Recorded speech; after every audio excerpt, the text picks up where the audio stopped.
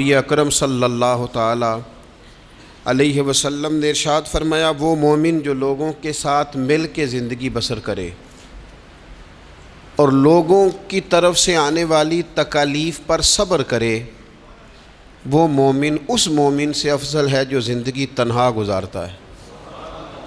وہ لوگوں کی طرف سے آنے والی کسی مشکل پر اسے صبر نہیں کرنا پڑتا، افضل وہ ہے جو لوگوں کے بیچ رہے۔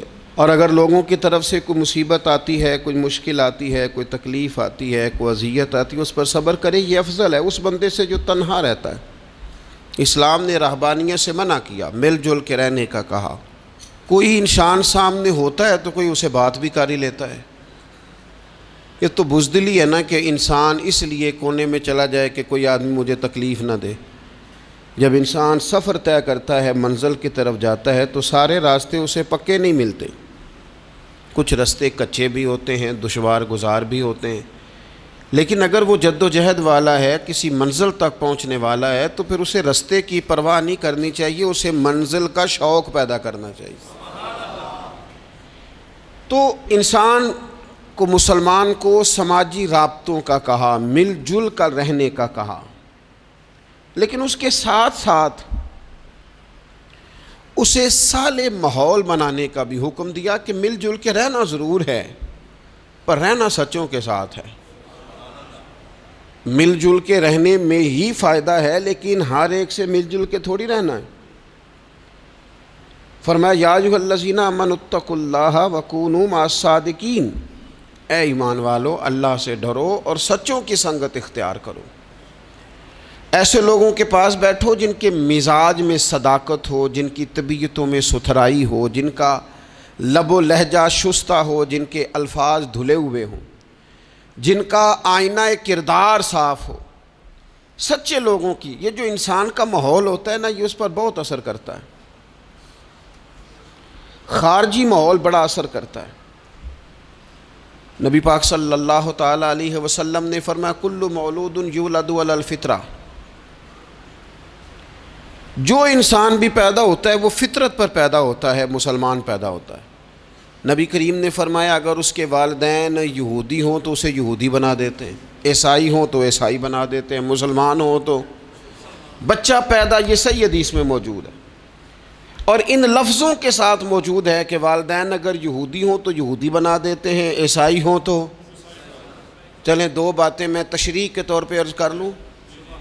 حضور نے فرمایا، بچہ مسلمان پیدا ہوتا ہے، ماں باپ یہودی ہوں تو یہودی بنا دیتے ہیں، عیسائی ہوں تو۔ اب مجھے کیا لینے دو، اگر ماں باپ نمازی ہوں تو نمازی بنا دیتے ہیں، ماں باپ قرآن مجید پڑھنے والے ہوں تو قرآن مجید پڑھنے والا بنا دیتے ہیں، ماں باپ سچ بولنے والا ہوں تو بچوں کو سچ بولنے والا بنا دیتے ہیں، ماں باپ اگر رزق حلال کی تلقین کرنے والے ہوں تو امید ہے بچے بھی رزق حلال کمائیں گے۔ یہ حضور نے فرمایا ہے کہ بچہ مسلمان، انسان نہ فطرت نیک ہوتا ہے، یہ بات آپ نے سمجھنی ہے۔ فی نفس ہی انسان مسلمان ہوتا ہے، فطرت پر پیدا ہوتا ہے۔ جھوٹ بولنے والا جو بندہ ہے نا، جو جھوٹ بولتا ہے، وہ بھی جھوٹ سے نفرت کرتا ہے۔ آپ جھوٹے کو جھوٹا کہیں وہ ناراض ہو جائے گا۔ انسان فطرتاً، کوئی نہیں سمجھ آئی آپ کو میں نے کیا کہا ہے؟ انسان فطرتاً فی نفس ہی نیک ہوتا ہے، مسلمان فی نفس ہی پرہیزگار ہوتا ہے، اس کے مزاج میں اللہ نے نیکی۔ اگر کسی وجہ سے وہ غلطی میں الجھ گیا ہے، اس کا رزق ناپاک ہو گیا، لیکن اگر آپ اسے کہیں گے نا تو حرام کھاتا ہے تو ناراض ہو جائے گا۔ کسی وجہ سے کھا رہا ہے، اللہ معاف کرے، پر کہیں گے تو ناراض۔ یہ اچھا، لوگ کیا کہتے ہیں؟ لوگ یہ کہتے ہیں، دیکھو جی جھوٹ بولتا ہے، جھوٹا کھا ہے تو بگڑ گیا ہے۔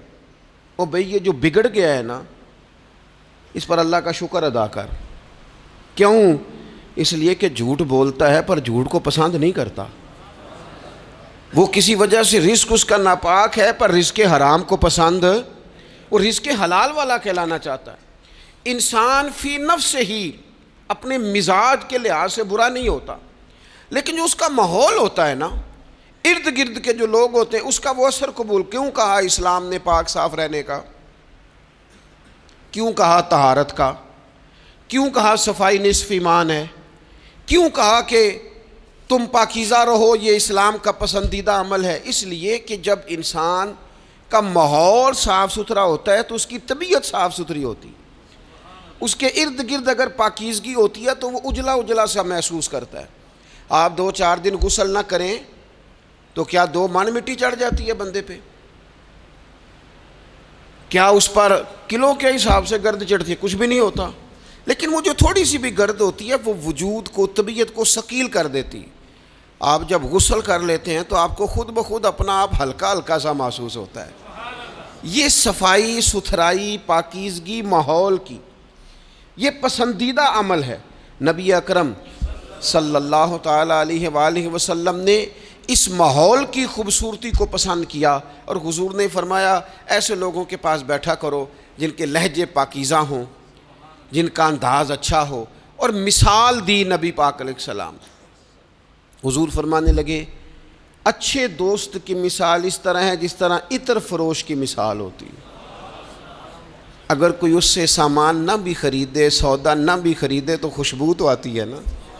اور نبی پاک علیہ السلام فرمانے لگے برے دوست کی مثال دھونی دینے والے کی طرح سے، جس طرح اس کے پاس کوئی شخص بیٹھے تو اور کچھ بھی نہ ہو تو دھواں تو آئے گا کہ نہیں آئے گا، اسے کچھ نہ کچھ اس کے کپڑوں تک گرد پہنچے گی۔ اپنے ماحول کو ٹھیک رکھنا، اپنے ارد گرد صالحیت پیدا کرنا، اور اپنے دائیں بائیں نفاست پسندی کو لانا، یہ انسان کی بڑی ذمہ داریوں میں سے ذمہ داری ہے۔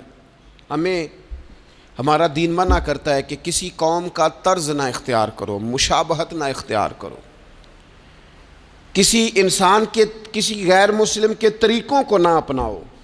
فرمایا جس نے کسی غیر کا طریقہ اپنایا وہ انہی میں سے ہے۔ کسی غیر قوم سے مشابہت نہ اختیار کرو، اپنی الگ تمہاری تہذیب ہے، تمدن ہے، تم اگر اپنے طریقوں پر رہو گے تو نفاست پسند رہو گے، تمہارے ماحول میں اس کا اثر نہیں آئے گا۔ آپ دیکھ لیں، غور کر لیں، ہمارے ماحول میں آج کتنی خطرناک چیزیں داخل ہو گئی ہیں، نہ چاہتے ہوئے بھی داخل ہو گئی ہیں، نہ چاہتے ہوئے بھی۔ کئی جگہ پہ ویسے مطلب سفر کر کر کے بندہ نڈھال ہو جاتا ہے، جا جا کے نڈھال ہو، پھر کچھ ایسی جگہوں کی اگر دعوت ملتی ہے آپ کو تو آپ ویسے ہی پریشان ہو جاتے ہیں۔ یعنی اگر پہلے تو یہ ہوتا تھا کسی بزرگ کا عرس منانا ہے، اب دعوت ملتی ہے کہ ان کا یوم ولادت ہے، اس پہ جلسہ کرنا ہے۔ میں نے کہا پہلے عرس گن لو سال کے کتنے ہیں، اور اگر ایک ایک کے 2 کرو گے تو پھر بتاؤ تمہارا خرچہ کتنا کو ہوگا، اور تم کہاں تک بات لے کے جاؤ گے۔ کچھ چیزوں کو نارمل رہنے دو۔ ایک ہستی کا میلاد منایا ہے پوری دنیا نے، اور وہ رسول پاک کی ذات گرامی ہے۔ واقعی تو ہم نے کبھی نہیں دیکھا، آپ نے کبھی دیکھا حضرت صدیق اکبر کا یوم ولادت منایا جا رہا ہو، حضرت عمر کا، حضرت عثمان کا، مولا علی کا؟ تو یہ باقیوں کو کیا مسئلہ ہو گیا ہے؟ تھوڑا سا اعتدال میں رہیں، تھوڑا سا معتدل رہیں، درمیانی چال چلے۔ جب وہ عظیم ہستیاں جن کا طریقہ دین ہے، حضور نے فرمایا میرے طریقے پر بھی چلو اور میرے خلفائے راشدین کے طریقے پر بھی چلو، جب وہاں جن کا طریقہ بہت ہمارے لیے بہرحال دستور حیات ہے، جب ان لوگوں کے لیے چیزیں نہیں ہیں تو بعد والے اس قدر شدت کے ساتھ اگر یہ کام کریں گے تو بات دور نکل جائے گی، پھر اس کو سمیٹنا سنبھالنا آسان نہیں رہے گا۔ تو فرمایا کسی قوم سے مشابہت نہ اختیار کرو، اس لیے کہ تمہارے ماحول میں پھر کچھ ایسی چیزیں آ جائیں گی جو ٹھیک، یہ کتنی رسمیں آئی ہیں ہمارے، مہندی کہاں سے آئی ہے؟ ہماری اپنی ہے کہ غیروں کی ہے؟ یہ مائیاں کہاں سے آئی ہیں؟ اپنی کہ غیروں کی؟ یہ جتنی رسومات ہیں، جتنی، میں نے ایک دفعہ سرچ کی، تھوڑی سی میں نے تحقیق کی تو ایسی ایسی عجیب رسمیں سننے کو ملی۔ لڑکا بیاہ کے گھر آیا ہے، اس کی اماں اس کے چہرے کے اوپر سے پانی پھیر رہی ہے، یہ تو خالص ہندوؤں کا طریقہ ہے، کسی کے چہرے کے گرد پانی پھیرنا خالص۔ یہ آپ نے بھی سنی ہوئی رسم؟ وہ بیاہ کے واپس آیا، یہ آپ کیا کر رہے ہیں؟ اور پھر کہتے ہیں اماں کو پانی نہ پینے دینا ورنہ بیماریاں ادھر چلے جائیں گی۔ کیا بات کرتے ہو؟ اسلام اس اوہام پرستی کا درس دے گا؟ کسی قوم کی مشابہت نہ اختیار کرو ورنہ تم انہی میں سے ہو جاؤ گے۔ اپنے ماحول کو، ارد گرد کے ماحول کو ستھرا رکھو، پاکیزہ رکھو، صاف ستھرا رکھو، اس میں طہارت رکھو۔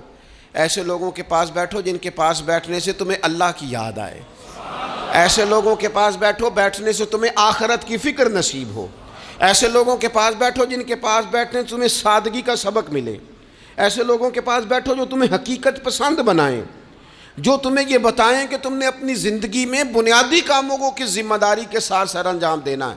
لیکن ہم زیادہ تر اس طبیعت کے قائل ہوتے ہیں کہ ہم ان چیزوں کو سمجھتے نہیں۔ یہ جو ہم کلمات ادا کرتے ہیں، میں نے پہلے بھی کئی دفعہ کہا تھا، یہ جو ہم کلمات ادا کرتے ہیں ان کا بھی ہم پر اثر ہوتا ہے، ان کی بھی تاثیر ہوتی ہے، ان کی بھی خوبصورتی ہوتی ہے۔ تو جو ہم باتیں دوسروں سے سنتے ہیں، ہم جب کسی کے پاس اٹھتے بیٹھتے ہیں تو جو بات وہ بندہ اکثر کرتا ہے نا، وہ نہ چاہتے ہوئے بھی ہماری زبان پہ جاری ہو جاتی ہے۔ کچھ جملے ایسے ہوتے ہیں جو سوسائٹی میں عام ہوتے ہیں تو ہر بندے کی زبان پر چڑھ جاتے ہیں کہ نہیں چڑھ جاتے، یاد ہو جاتے ہیں کہ نہیں ہو جاتے۔ تو ایسے لوگوں کے پاس بیٹھا جائے جو خیر کی بات کرنے والے ہوں، تاکہ ہماری زبانوں پر ہی خیر ہی جاری ہو، کوئی شر والا عمل ہماری زبانوں پر جاری نہ ہو، اچھائی۔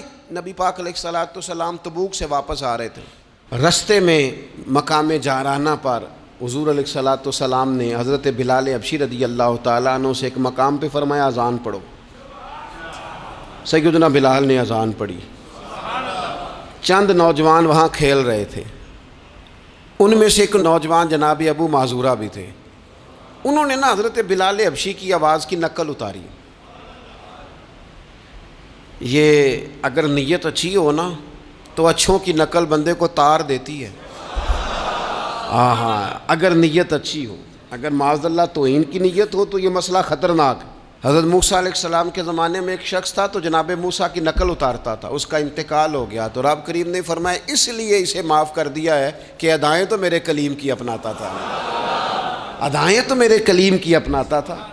حضرت بلال کی نقل اتاری تو سرکار کے کانوں میں آواز گئی، آپ نے صحابہ سے فرمایا بچوں کو لاؤ۔ اب جب ان کو منگوایا تو وہ دوڑ گئے، محبوب نے فرمایا کتنا کو دوڑو گے، پکڑ تو ہم نے لینا ہے۔ سب بچوں کو لے آئے، حضرت ابو معذورہ بھی ہیں۔ حضور نے فرمایا کس نے اذان کی نقل اتاری ہے؟ تو یہ بچے بڑے پکے ہوتے ہیں، اگر ایکا کر لینا آپس میں۔